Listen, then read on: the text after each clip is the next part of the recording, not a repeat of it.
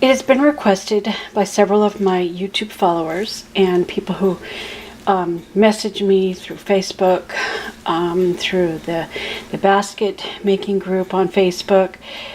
They liked a couple of my videos that I've posted to YouTube about basket making, and they want some help with how to start a basket using a center, a wood center. So I'm going to do that. First, I want to talk about the possibilities with centers. You can cut your own. These are some of the rough ones that I did at first, and I probably don't have my holes close enough together. But you want to have a nice piece of sanded wood. This is kind of rough. I tried to cut it. It didn't turn out very perfect, but you can buy pre-cut. These are a little bit thin, but you'd have to drill the holes yourself. You can buy these at craft stores or Hobby Lobby. This is how they come naturally. There is a person on Etsy who does the wood burning, but now that I know that I just think that looks a whole lot better than this. I don't like the natural wood by itself. They did the brown wood burning, which I thought was really cool, but I didn't like this color, so I stained it to make it more of a color that would go better with wood. And then I put a varnish coat on it. Now these come with no holes, so you do have to have a drill, and you want to drill your holes fairly close together.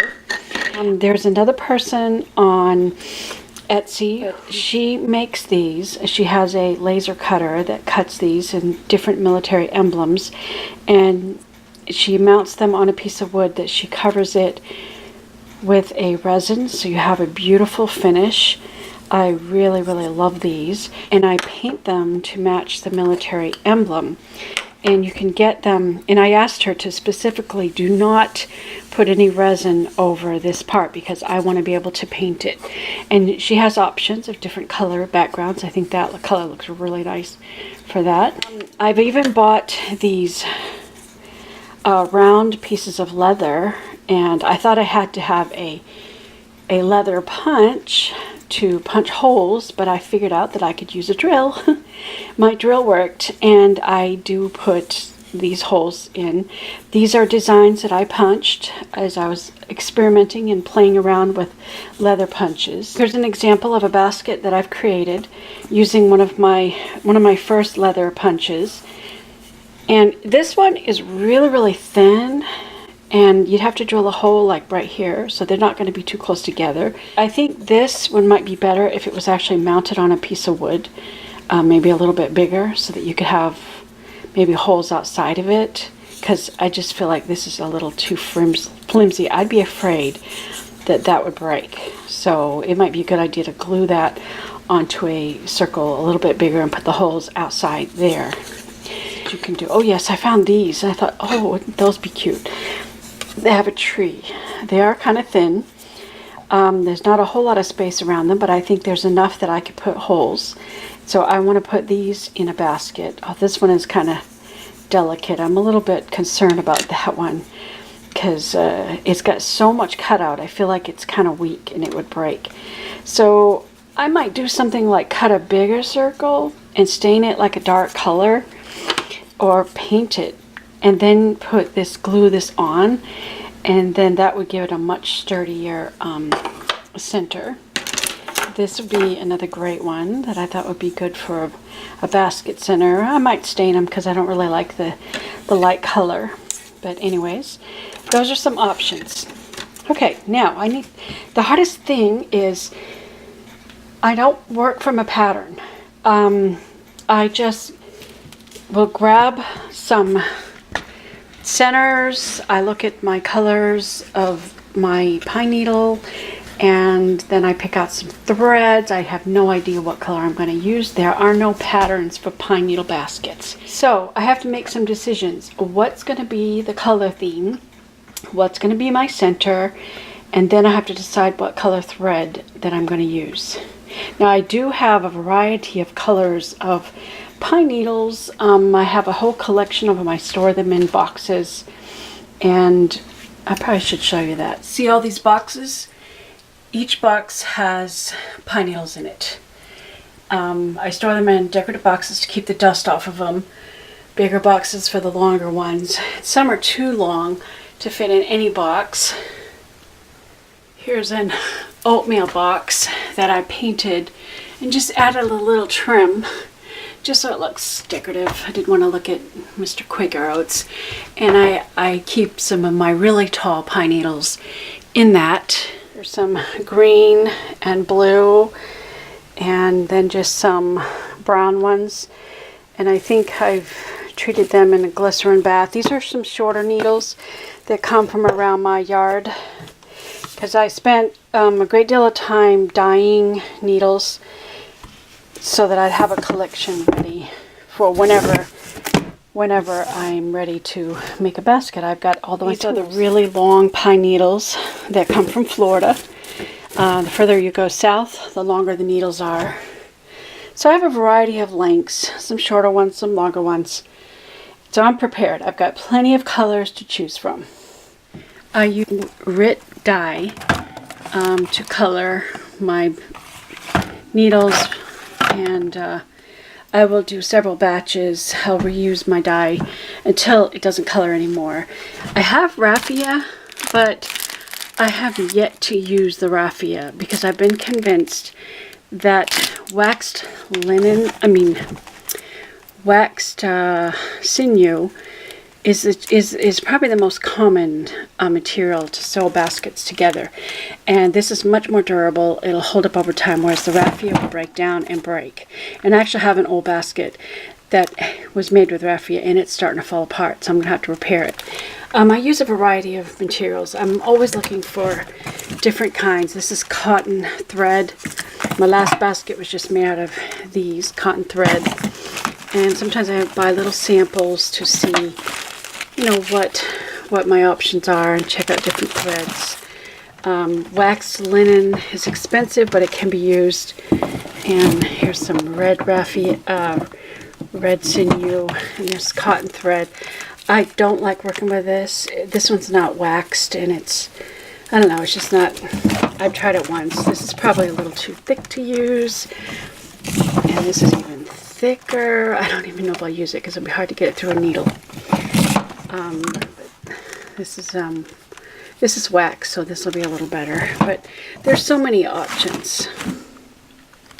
Those are some options, and there's plenty of other options that people can put in the center of a basket. I also have a collection of beads that I seem to keep adding to, so that as I'm working a basket, if I decide that I want to put beads in it, which I don't always, I have that option. And I'm always looking for beads that would look good for pine needle baskets. These beads might look pretty cool in the basket that I'm going to create. They have sort of a bluish green tint with some light color. Or maybe those are more blue. Those are green. So I don't know. I don't know if I'm going to use beads or not. Like I say, I have no idea what this basket's going to be. I'm just going to get started with it and see what happens. Another wonderful thing about pine needle baskets is it's a great project to pack. Whenever I take a trip, this is my little container that I will pack everything that I think, I'll just pick out a color theme. For this one, it's sort of browns and greens. So I've got my choices of needles, brown and green, and then I pick out the possible threads that I might use. I don't know, that one might be too bright unless I want to get really, bright. And I pick out my center, and sometimes I'll take more than one center because I don't always know what my basket's going to be.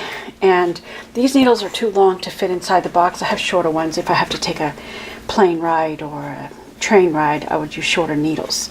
And then I just keep them in this little basket. And sometimes I'll have to take beads with me too. So sometimes I'll pack my beads just in case.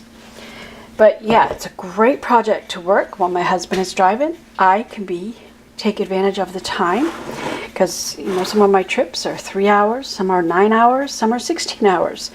And that gives me a lot of time that I could actually get something done while traveling. Oh yes, don't forget the needles and the scissors, and it's helpful to have a pair of needle nose pliers because there's sometimes pulling that needle through is a bit of a pain, and having that extra helping hand is useful. So I have my needle choices. I have both long steel needles and shorter needles with big holes to put the the threads through. So I have my pin cushion and everything fits in this little box, almost. These needles are too long. But this is the color I'm going to work with today.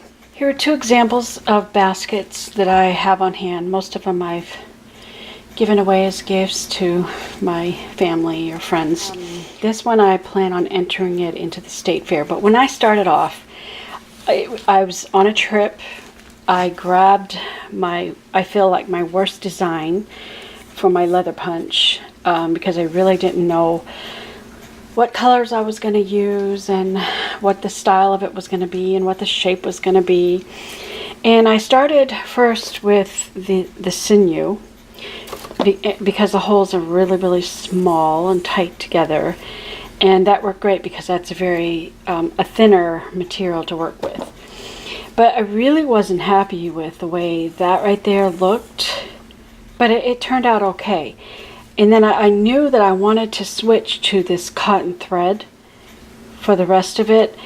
And then because I had that lighter color, I thought this color would also look good. And as I was working it, I was just having so much fun with it. This is the back side of the tie stitch, which has that diagonal line, which kind of gives sort of a spiral effect. And I decided to finish it off with this little pattern, which kind of reminds me of an Indian design that I've seen on baskets somewhere. With most of my baskets, I start with only just a color scheme and maybe an idea of the shape. Sometimes I don't know what the shape's going to be.